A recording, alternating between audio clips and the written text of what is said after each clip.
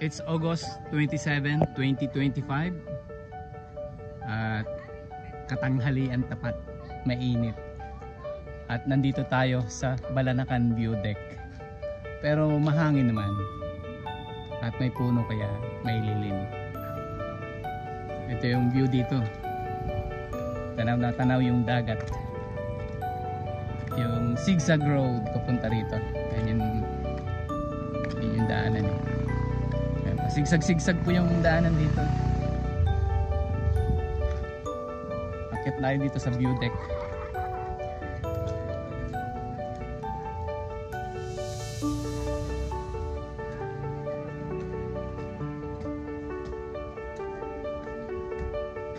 Sarap, mahangin, presko.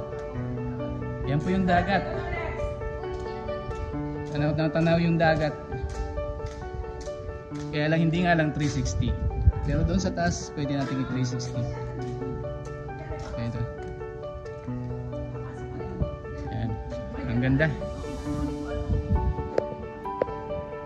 Doon po tayo galing. Sa Luzon, Datum. At yun naman yung Balanacan Port. Yan. Yan yung Balanacan Port. Doon manggagaling yung barko. At doon po yung Lucena, Dalahican Port.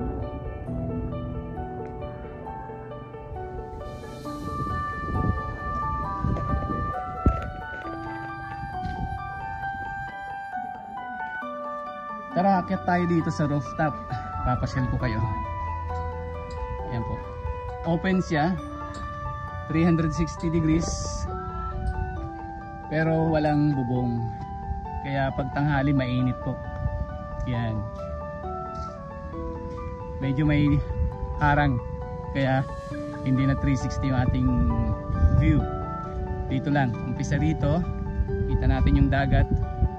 Ang ganda na po ng view. Mas lalong gumanda nung nasa rooftop po tayo. At dito. Ito po. Yan yung port.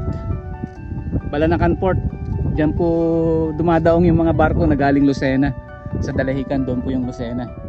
So iikot siya dyan, papa rito. At doon po tayo galing sa Luzon, Datum, yung mataas na yun. Ayan po. Ang ganda ng view. It's worth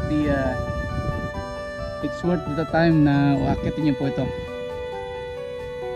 At kung kayo po ay naligaw dito, napasyal kayo ng Marinduque, huwag niyo pong kaligtahan na dumaan dito sa Balanacan View Deck. Yan po. Napakaganda.